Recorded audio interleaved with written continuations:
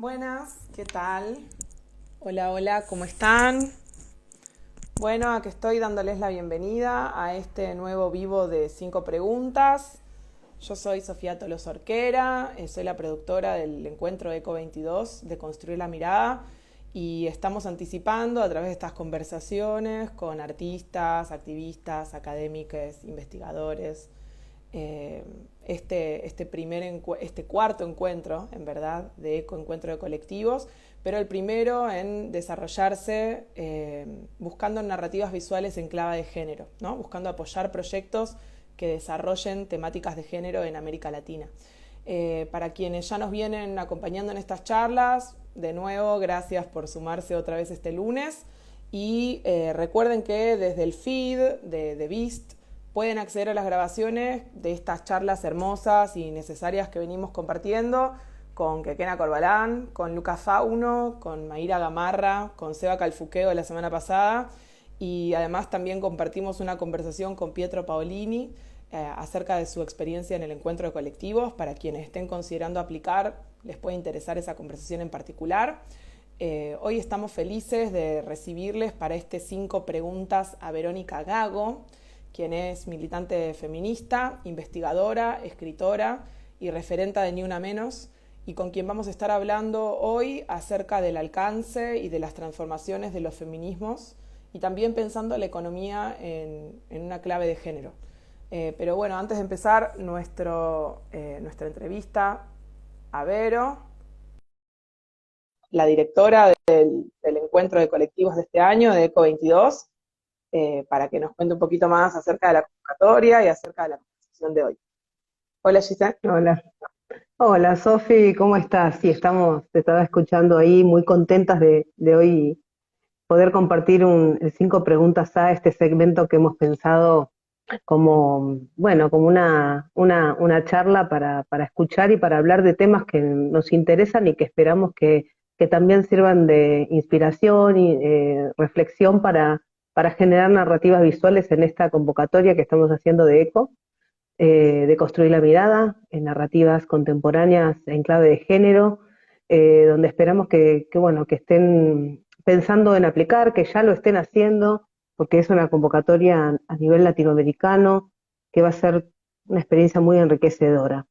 Solamente decir que este proyecto va a contar, digamos, cuando los proyectos estén seleccionados, que van a ser 8 los proyectos seleccionados, van a tener posibilidad de una beca de producción de 5.000 euros, que es un montón, que se pueden hacer cosas y la verdad está bueno poder también pensar en poder producir de una manera financiada un espacio de formación y tutorías, que es un espacio de acompañamiento, es decir, las personas van a estar no solamente con este apoyo económico, sino que también con un acompañamiento profesional por referentes en la fotografía latinoamericana, en un laboratorio de ideas, debatiendo, pensando, bueno, si de construir la mirada se trata, hay que debatir, hay que interpelar, hay que problematizar. Y bueno, y luego un espacio de exhibición y difusión de proyectos en las plataformas de BIS y de la ESID, que son quienes, gracias a ellos, quienes estamos haciendo posible el encuentro. Y bueno, no me quiero estirar más, vamos a recibir a nuestra gran invitada Vero Gago, que estamos súper felices. Hola, Bienvenida, Vero. Querida Vero, qué lindo, qué lindo, qué lindo que estés acá con nosotros. muchas gracias por la invitación, las estaba escuchando y bueno, un lujo ser parte de esta convocatoria y bueno, de esta colectiva latinoamericana, ¿no? que están invitando. Un lujo Sí, recibirte, sí. Vero, para todos en el equipo de ECO 22, poder compartir una conversación con vos y también hacer un poco de eco de tus experiencias como militante feminista y recorridos y lucidez.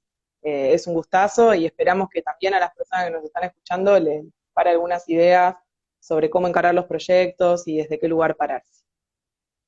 Bueno, Eh, y, a- y eh, aparte encontramos, Vero, que tiene mucho sentido que estés con nosotras porque este encuentro tiene como 2 ejes claves.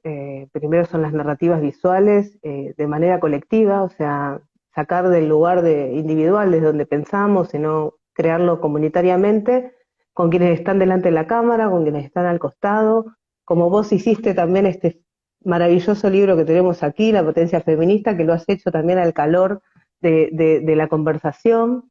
Y bueno, en clave de género, estas narrativas, que es, bueno, la verdad, un lujo poder tenerte con nosotras justamente para hablar de estas temáticas, que vamos a hablar de, bueno, elegimos 5, pero hablaríamos 20 preguntas con vos, son 5 preguntas, así que vamos a ir cortito y al pie con nuestras introducciones. Buenísimo. ¿Arrancamos? Dale. Vale. Dale. Bien, la primera es, el 3 de junio del 2015, digamos, en Argentina fue la primera de muchas veces que cientos de miles de mujeres salimos a las calles, ¿no?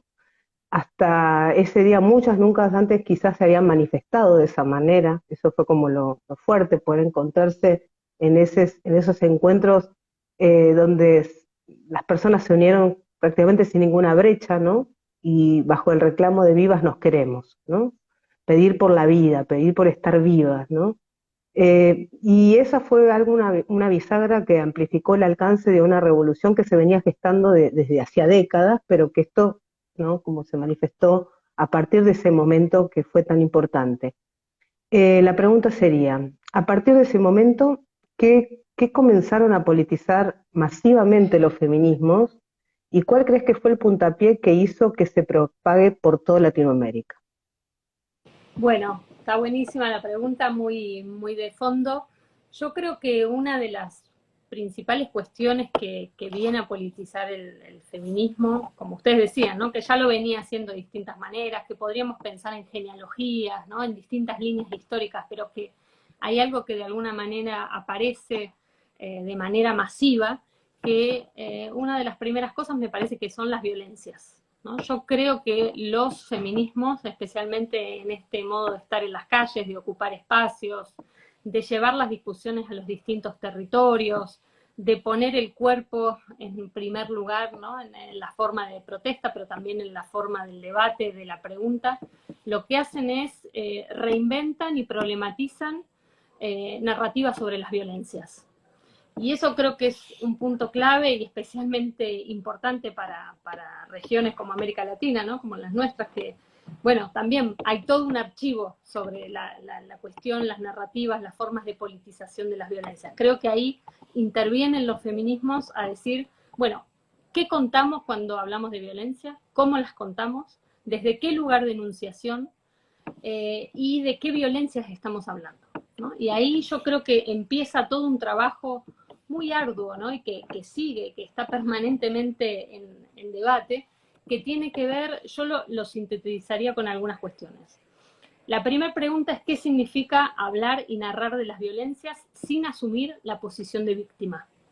Para mí eso es algo muy importante, porque esa posición de salir a la calle, de luchar, de gritar, de acuerparnos, ¿no? Como dicen muchos de los feminismos de nuestra región, de reclamar por las muertes, por los feminicidios, por los travesticidios, por los transfemicidios, por los abusos, por la explotación laboral, por el despojo de los territorios, son denuncias muy concretas de formas de violencia, pero al mismo tiempo se lo hace desde una posición de lucha, ¿no? Y entonces desacoplar la denuncia de las violencias respecto de una posición de víctimas, ¿no? Que es en donde en general yo creo se nos quiere encajar, ¿no? Desde los medios de comunicación, pero también de un montón de otras narrativas que dicen, bueno, quien habla de violencia tiene que hablar desde el lugar de víctima y de puro padecimiento. Y yo creo que el feminismo subvierte eso, ¿no? Lo trastoca. Dice, sí, vamos a hablar de todo esto, vamos a hablar de todos estos dolores, vamos a hablar de las violencias, pero lo vamos a hacer desde una posición que, sin meter ningún dolor abajo de la alfombra, a la vez no lo hace en el lugar pacificado de las víctimas, de las puras víctimas, ¿no? O de la impotencia de la víctima. Entonces, para mí ese es un desplazamiento súper interesante, difícil, ¿no? Problemático, que tiene que batallar además en el día a día con, como les decía, el lenguaje de los medios, que lo único que les interesa es a cuántas o a cuántes mataron, ¿no? Y entonces, ¿cómo contabilizar, yo digo, necropolíticamente de cuántos cuerpos estamos hablando, ¿no? Entonces, esa narración de las violencias desde una posición que no es victimista, que no hace de la víctima la única figura y la única narrativa, me parece que es algo muy importante. El segundo punto que tiene que ver con esto es cómo, digamos, desde el movimiento feminista se viene conectando a las violencias contra los cuerpos, a las violencias sexuales, a las violencias machistas, con violencias económicas, con violencias políticas, con violencias financieras, después vamos a hablar seguramente de eso, con violencias racistas, con violencias institucionales.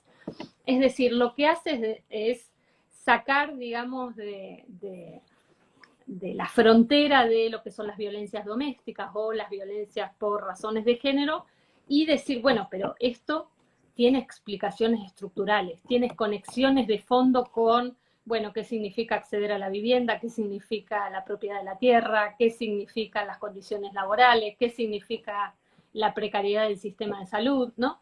Entonces, de nuevo, ahí yo siento que hay una narrativa de poder ir conectando las formas de la violencia que lo que hacen es producir una comprensión muy concreta de qué es la violencia neoliberal. ¿De qué tipo de violencias hablamos cuando hablamos de neoliberalismo? Y no solamente en, digamos, un plano abstracto, ¿no? Sino decir, bueno, a ver, ¿quién accede a tener una casa? ¿En qué condiciones estamos quienes somos inquilinas o inquilinos? ¿En qué condiciones accedemos al sistema de salud? ¿Qué pasa con las pensiones y las jubilaciones? ¿Qué significa cuando estás entrando al mercado laboral, tu primer trabajo? Es decir, empiezan a conectarse las violencias machistas, las violencias por razones de género con contextos culturales de violencia. Y para mí surge, se crea feminismos precisas sobre libertad. Entonces ahí me parece que hay otro desplazamiento que logra hacer el feminismo, decir, bueno, no estamos hablando solo de lo que pasa dentro de los hogares. En todo caso, estamos conectando lo que pasa con de otros espacios. Entonces, cuestión de las narrativas y de las formas de que ha logrado el feminismo. Y con esto termino esta pregunta. Otra de las cuestiones que podríamos decir que se ha politizado es, bueno, poner la cuestión del deseo, ¿no?, como una cuestión de centralidad política, ¿no? Es decir, podemos hablar de las violencias y a la vez la cuestión del deseo, digamos, de la pregunta por los deseos, por qué significa pensar cómo queremos vivir, qué significa la experiencia de las corporalidades, qué significa, bueno, pensar incluso una narrativa de futuro desde los feminismos. Creo que eso también ha sido otro de las formas de politización, ¿no?, que han bueno, producido, me parece, también tanta capacidad de interpelación a los más jóvenes, ¿no?, en estos últimos años. Entonces, ubicaría también esa conjunción entre poder denunciar, nombrar las violencias de manera novedosa, de manera conectada, estructural, y al mismo tiempo ubicar la política del deseo, digamos, en el centro de la escena política, como tres de las cuestiones que en estos años, me parece, se vienen abriendo, ¿no? Vienen trascendiendo también un poco los circuitos, no solo militantes, sino tradicionalmente feministas o transfeministas, sino que se vienen viendo e incluso disputando, bueno, estas conversaciones y estos debates en sectores o que están llegando al feminismo en los últimos años o que nunca se habían sentido convocadas por este tipo de movilizaciones, ¿no? Y eso creo que tiene que ver con esto que ustedes nombraron al principio. Bueno, ¿qué se abre cuando empieza este proceso de masificación de feminismo, ¿no? Bien.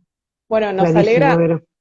clarísimo, y nos alegra mucho también cómo le vamos dando pie también a esta cuestión de la narrativa. Sabés que es uno de los ejes claves dentro de la propuesta del encuentro, ¿no? Pensar en narrativas visuales en clave de género e ir trastocando no solo el lugar de la víctima, sino, como decías, también como qué otras temáticas necesitamos mostrar y desde qué lugar de enunciación también necesitan ser mostradas, ¿no? Y qué vínculo hay con la representación en sí, ¿no? La representación de un otro, de una realidad o de un enemigo. Y en la clave de estas narrativas, en la clave de esas transformaciones que venís comentando, también entendemos que las transformaciones que se dieron son paralelas a las transformaciones que se dieron en nuestros compañerismos y en nuestras reivindicaciones también. Y en un contexto actual en que las tramas son cada vez más diversas y también cada vez más complejas, también comprendemos que incluso es necesario hablar de feminismos de forma plural, ¿no? Y te escuchábamos nombrar.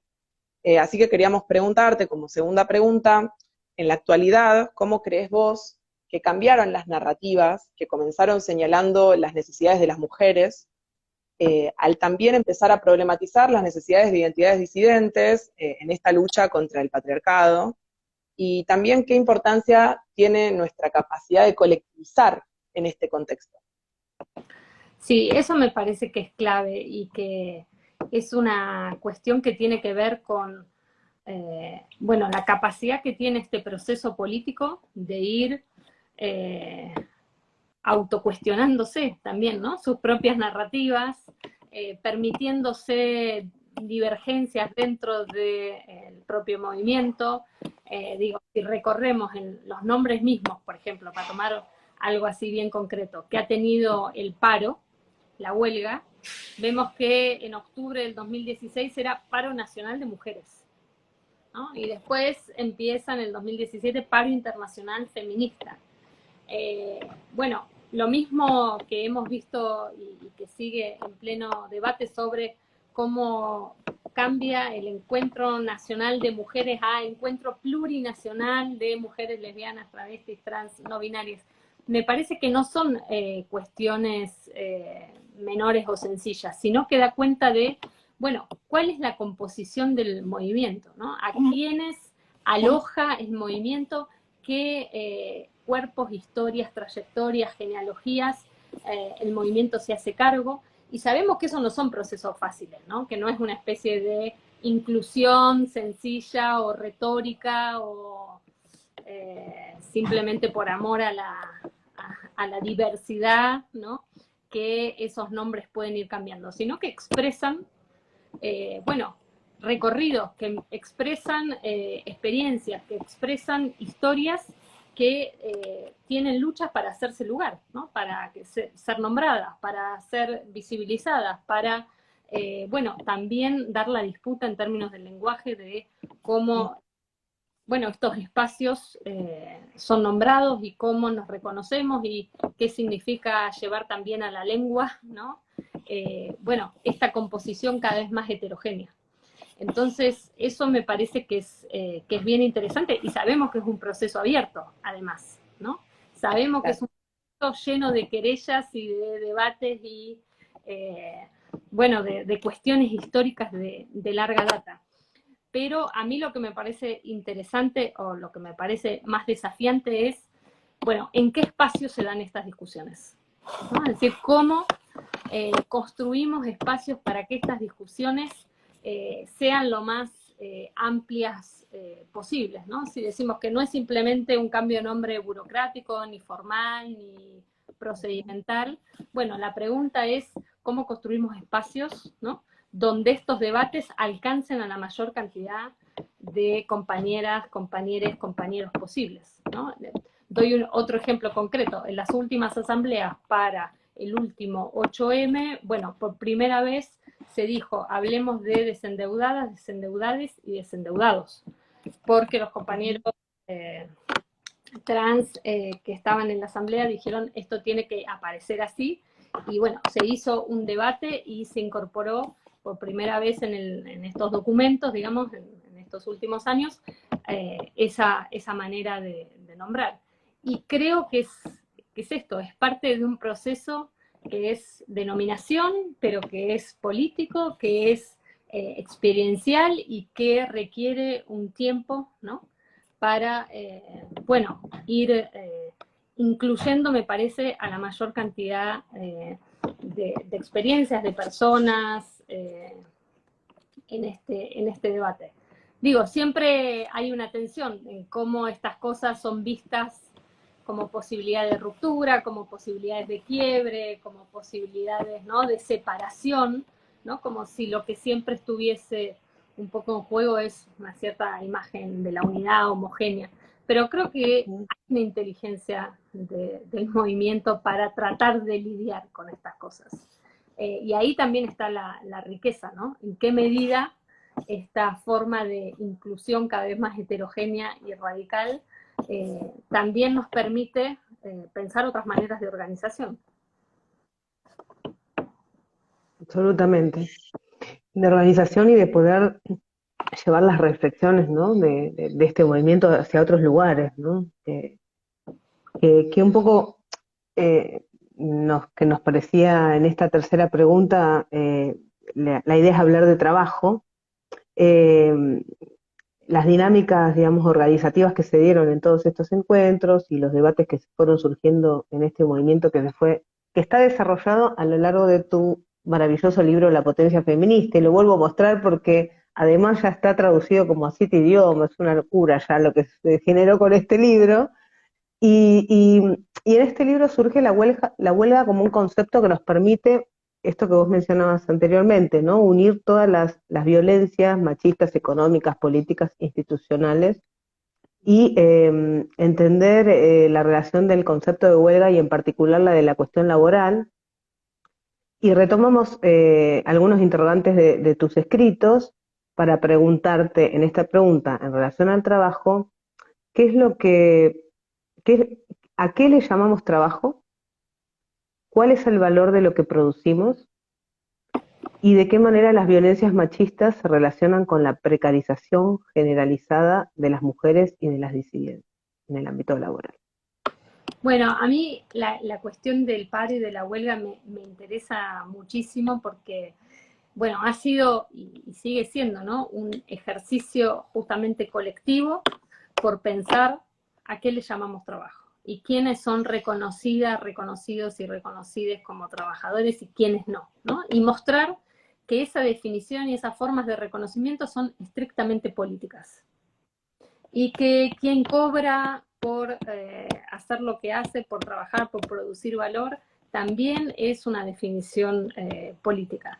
Y creo que en Argentina en particular esa discusión nos permite también leer varias historias, por ejemplo la historia del movimiento piquetero, de desocupadas y desocupados, nos permite leer, bueno, la capacidad del movimiento sindical de dar algunas discusiones y de retasear otras discusiones, de la posibilidad de entender qué significa un proceso de sindicalización o de formación de gremios de los trabajadores y las trabajadoras de, como se dice acá en Argentina, de la economía popular o de los sectores informalizados del trabajo, que son la mayoría en nuestros países de América Latina, ¿no? En general, entre el 40 y el 60% de la población de nuestros países son trabajadores y trabajadoras bajo procesos de informalización, ¿no? Entonces, la cuestión del trabajo me parece que es clave, y lo que hace la herramienta de la huelga feminista es decir, justamente, bueno, a ver, ¿quiénes son todos aquellos que al no tener trabajo formal, asalariado, no estar inscritos en sindicatos, históricamente no han podido parar? Y entonces la huelga feminista tiene que hacerse cargo de realidades laborales, ¿no?, que permitan parar a quienes históricamente no han podido tener esta herramienta de lucha. Y eso creo que es interesante porque es un ejercicio, es un proceso político de decir, bueno, ¿cómo paramos? ¿Qué significa parar? ¿Quién se va a dar cuenta que estamos parando? ¿Cómo paramos incluso si no podemos parar? Yo creo que se han abierto ahí una cantidad de preguntas, y es un poco lo que trabajo en el libro, que tiene que ver con la imposibilidad de parar, ¿no? Porque en general las dinámicas de precariedad, de trabajo freelance, de trabajo justamente sin patrón, muchas veces, bueno, de situaciones de desempleo, lo que parecen imposible es hacer un paro, ¿no? Entonces, lo que hace el feminismo me parece que es dar un reconocimiento a esas situaciones de precariedad laboral generalizadas e inventar formas de sabotear, ¿no?, lo que llamamos lógica del trabajo, lógica de la obediencia al trabajo, Pero también me parece que lo otro que hace es poner la cuestión del trabajo doméstico reproductivo, del trabajo no remunerado, del trabajo más informalizado, como protagonistas o como realidades protagonistas de lo que hoy se llaman trabajo. Y bueno, en ese sentido, lo que hace de alguna manera es también subvertir la propia idea de paro, ¿no? O sea, paran los que no cobran salario, paran los que no están necesariamente en el sindicato, paran los trabajos que históricamente no son reconocidos como trabajo, como los trabajos reproductivos, los trabajos de cuidado, los trabajos de venta ambulante, los trabajos discontinuos, paran las jubiladas y las jubiladas. Es decir, amplía de manera práctica, para mí, quienes son reconocidas y reconocidos como trabajadores, pero además se ve obligado el paro feminista a inventar maneras de parar y a inventar formas en que esas maneras de parar se hagan visibles, se hagan notar, tengan un impacto, ¿no? Entonces, yo creo que eso pone en cuestión justamente cuáles son las economías de visibilidad de ciertos trabajos que implican la invisibilidad de otros. Cuáles son las economías de remuneración de ciertos trabajos que implican que otros tantos no van a ser remunerados. Cuáles son las economías de estabilidad de ciertos trabajos que hagan que otros tantos, en general la mayoría, son totalmente inestables y precarios, ¿no? Muestra, me parece, a nivel de mapa, de cartografía, bueno, cuáles son las realidades laborales hoy, y poniendo, creo, este énfasis que les decía en las tareas de reproducción, ¿no? O sea, mirando el mundo del trabajo desde la lente de la reproducción social, es decir, de todas esas tareas que reproducen la vida personal y colectiva y que históricamente no han sido tenidas en cuenta como trabajo, aun si son la infraestructura básica y elemental que permite nuestra existencia, ¿no? Yo creo que ese proceso ha sido bien interesante y en la Argentina ha sido, de nuevo, un ejercicio político de conexión y de discusión con los sindicatos, pero también con los trabajadores y las trabajadoras de la economía popular, una importancia enorme de las trabajadoras sexuales, por ejemplo, en la organización del paro, una importancia enorme de la discusión sobre el trabajo migrante y doméstico, una discusión, creo, muy grande sobre, bueno, lo que hace efectivamente el neoliberalismo con nuestro trabajo, ¿no? Y después hay una serie de consignas que han ido apareciendo, bueno, si nuestros cuerpos no valen, produzcan sin nosotras, si nosotras y nosotres paramos, se para el mundo, ¿no?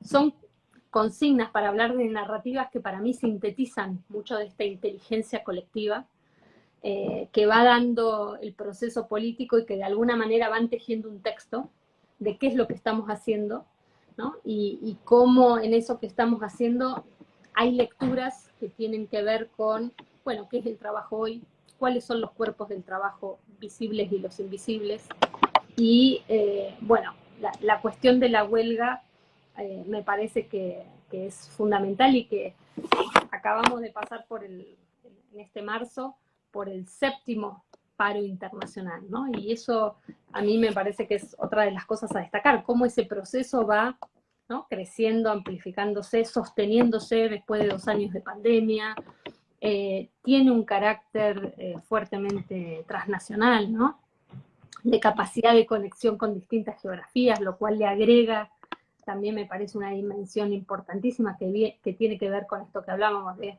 feminismos plurinacionales, transnacionales, transfronterizos, y bueno, para mí es un modo de pensar también que han hecho estos feminismos diversos a la hora de problematizar justamente cómo vivimos, de dónde sacamos los recursos para vivir, qué significa hoy tener una experiencia en el mercado, en el llamado mercado laboral, qué otras maneras de conseguir sustento, bueno, se están ensayando y se están produciendo.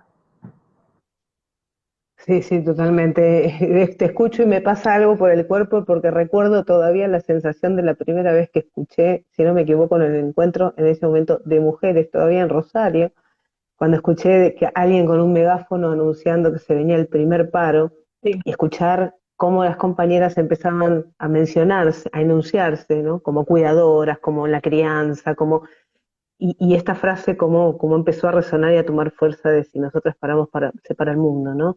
Y efectivamente, en ese estado de la vida en su esencia, ¿no? Y empezar a problematizar eso, me parece que es tan importante y es tan reciente también que hayamos empezado a mencionar esas cosas y tan importante. Bueno, buenísimo. Gracias, Vero. De nada. Vamos a la cuarta, ¿no? Vamos a continuar hablando igual de la magnitud de la problemática del trabajo, igual, ¿no?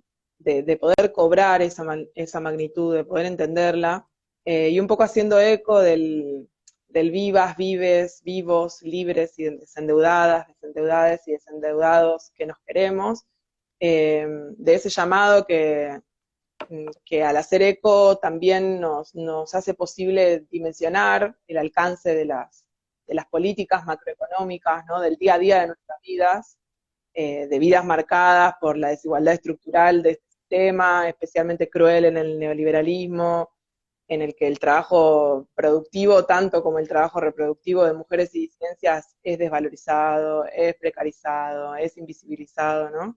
En este marco es que queremos preguntarte, eh, quizás un núcleo de tus pensamientos, que es cuál es la relación entre la deuda y los feminismos.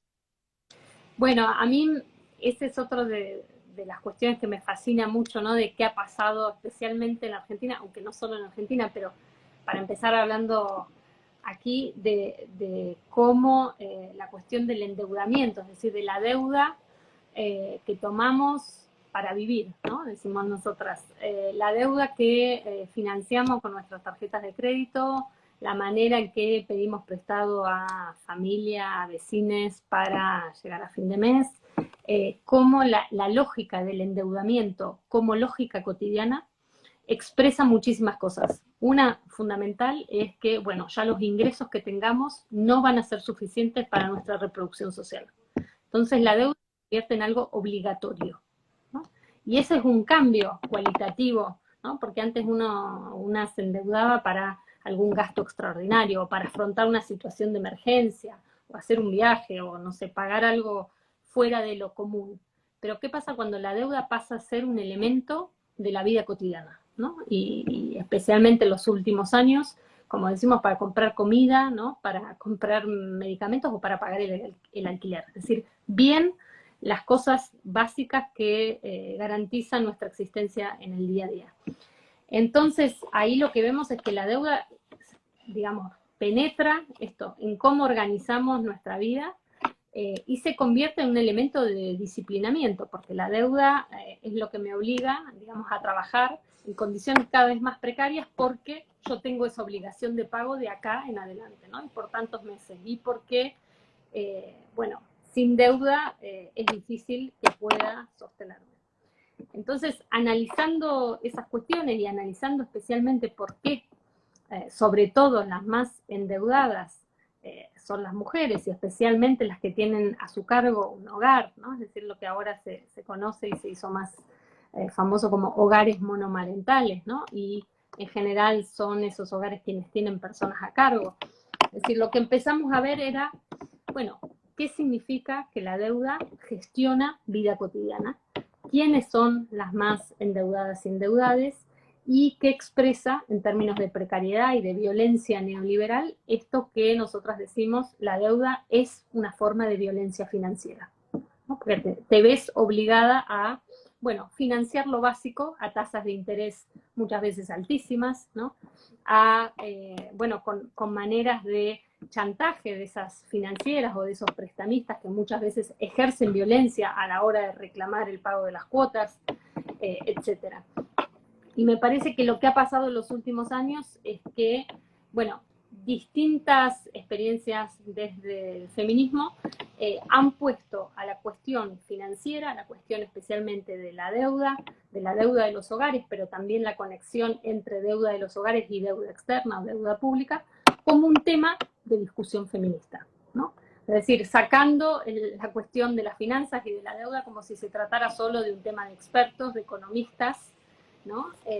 Cuando lo que vemos es que la deuda tiene una presencia cotidiana y especialmente las economías más precarias. Y entonces creo que el feminismo, el movimiento feminista, se ha hecho cargo de decir, discutamos esto, este tema nos compete, tiene que ver con las violencias por razones de género, tiene que ver con formas de hacernos trabajar más y más barato, tiene que ver con formas de despojo en ciertos territorios, especialmente que han visibilizado las luchas anti-extractivistas, tiene que ver con una forma de hegemonía financiera que, bueno, es la característica de este momento, digamos, brutal del capitalismo.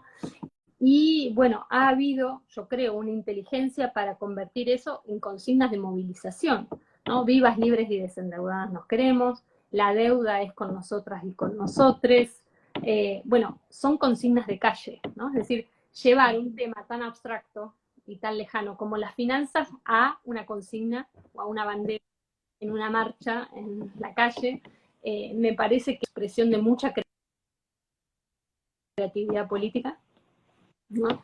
Y creo que lo que ha pasado es que el feminismo encontró como una narrativa para bajar a la tierra, ¿no? Y para ponerle cuerpo y territorio, decimos nosotras, a eso que parece una pura abstracción, como son, bueno, las finanzas, las deudas, el número de porcentaje de interés que pagamos por una cuota, etcétera. Y a tratar de explicar un poco cuál es ese mecanismo por el cual, en la medida en que estamos más empobrecidas, nos vemos más obligadas a recurrir a estos instrumentos financieros como el endeudamiento para la vida cotidiana, ¿no? Es decir, hay que no solo decir, bueno, cuántas deudas tenemos, quiénes son las más endeudadas y endeudadas, sino decir, bueno, cuál es la situación que produce que no nos quede otra que tomar deuda para vivir, ¿no? Ir un paso más para atrás y decir, bueno, pero ¿cómo llegamos a que para ir a comprar al almacén o para pagar la factura de gas, tengo que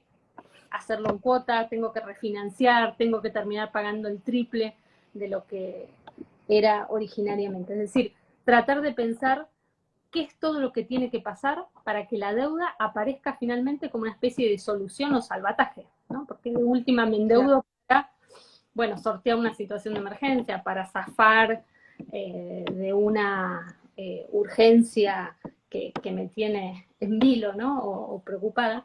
Y el otro tema que me parece que la narrativa feminista sobre la deuda ha puesto en primer lugar es también el padecimiento psíquico que significa estar endeudada y endeudada, ¿no? La angustia, la esto estar La soledad. enfermedad total.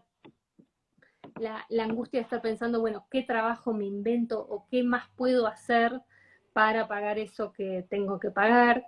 Y las formas de violencia concreta que implica ser deudora, ¿no? Que te vengan a apretar, que te vengan a, te estoy llamando por teléfono, que tengas que empeñar cosas de tu casa para ver.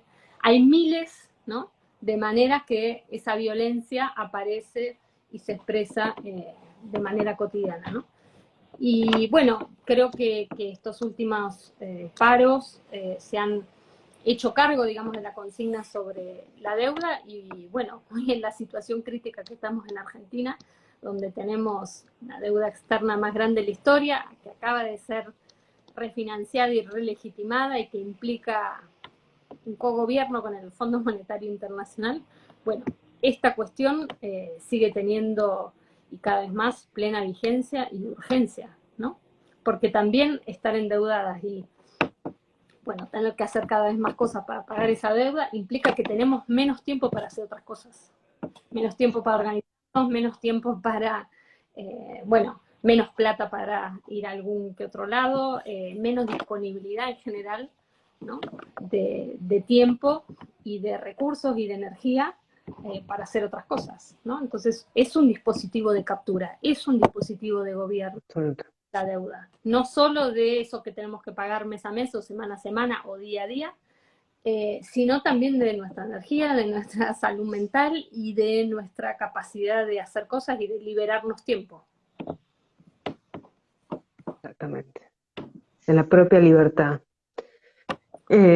Bueno, Vero, por último, esta capacidad transformadora, ¿no? De problematizar nuestras vidas que cambió también nuestras formas de vincularnos, porque al pensar en el trabajo, al pensar en nuestra manera de ser y estar en el mundo, en cuanto a nuestra identidad, en cuanto a nuestros vínculos también, en cuanto a todo, eh, poder tomar con la referencia de otra realidad posible, ¿no? Que nos habitó la capacidad de construir otras formas de relacionarnos, que puedan ser posiblemente las formas que necesitamos, ¿no? Para sentirnos mejor. Eh, los vínculos también son parte de ese deseo de cambiarlo todo, ¿no? Como es la bajada del libro. Entonces la última pregunta tiene que ver con esto. ¿Qué significa para vos ese desplazamiento de los feminismos desde las calles, ¿no? Hacia otros ámbitos como la casa, como el espacio de la intimidad, como es la forma, hacia la misma forma de vincularnos con el otro? Yo creo que es un impacto profundo en lo que entendemos por política, ¿no? Porque, bueno, por mucho tiempo la política siguió estando muy concentrada en el momento de la calle, ¿no? En el espacio público, por decirlo así, en, bueno, los ámbitos reconocidos como políticos, ¿no? El sindicato, el partido, la organización, pero que eso podía seguir existiendo como ámbito de lo político sin afectar, ¿no? O sin traspasarse a los ámbitos privados, domésticos, familiares, de las relaciones personales, sexoafectivas, etcétera. Y creo que, bueno, es una consigna histórica del feminismo, pero lo que pasa es que en los últimos años lo hemos visto, eso ha estallado, ¿no? En decir, no respetamos esa distinción, la consigna de lo personal es político, aparece como una invectiva que nos habla y nos hace pensar esto, con qué modo aparece como ética en las organizaciones sociales y políticas y cómo eso necesariamente tiene que ver con cómo nos relacionamos y qué modos de vincularnos tenemos más allá del mundo visible o público de la organización política. Y bueno, creo que eso hace también a una manera de repensar las violencias, ¿no? Como decíamos, es decir, civilizar violencias que estaban soterradas, que estaban acalladas porque ocurrían en esos otros ámbitos que no eran considerados políticos. Entonces, bueno, me parece que ese ha sido un gran desplazamiento en estos últimos tiempos, ¿no? Que se ve muy fuerte además en, creo, en las generaciones más jóvenes de nuevo, ¿no? Que no tienen tan incorporado ese binarismo de lo público, lo privado, lo político, lo no político, ¿no? Sino que hay otra experiencia sobre eso. Pero también creo que ha sido, bueno, un cimbronazo en organizaciones políticas mixtas, ¿no? Donde han empezado a emerger una cantidad de cuestiones que antes o no se hablaban, o se tapaban, o se camuflaban con otro tipo de lenguaje. Claramente no eran consideradas políticas, pero está pasando lo mismo, ¿no? En las familias, en los ámbitos. Lugares de poder que eran incuestionables, digamos. Exactamente. Y bueno, me parece que eso trae un montón de trabajo, ¿no? Bueno, cómo eso se procesa, qué significa, con qué mecanismos y en qué espacios eso se tramita, se elabora, se piensa, se comparte. No es algo tampoco fácil, ¿no? Porque es desarmar justamente esa división tan patriarcal, tan colonial, tan capitalista de lo público, lo privado, lo visible, lo invisible, lo que tiene estatuto de político y lo que no tiene estatuto de político. Yo creo que hay una subversión así de fondo, ¿no? De esos compartimentos y que, bueno, eso abre también una serie de experimentaciones, ¿no? De experimentaciones de qué significa, bueno, organizarnos de otras maneras, involucrar ese nivel de los vínculos de otras formas, pero claramente en términos políticos. Y creo que hay algo interesante también, que eso se hace en términos colectivos, ¿no? No es solo, me parece muchas veces se discutía, por ejemplo, la diferencia con experiencias como el Me Too, ¿no? O cuando se habla del feminismo como sinónimo de pero que termina teniendo una especie de declinación individual. Creo que en Argentina y en la experiencia en otros países de América Latina también, ¿no?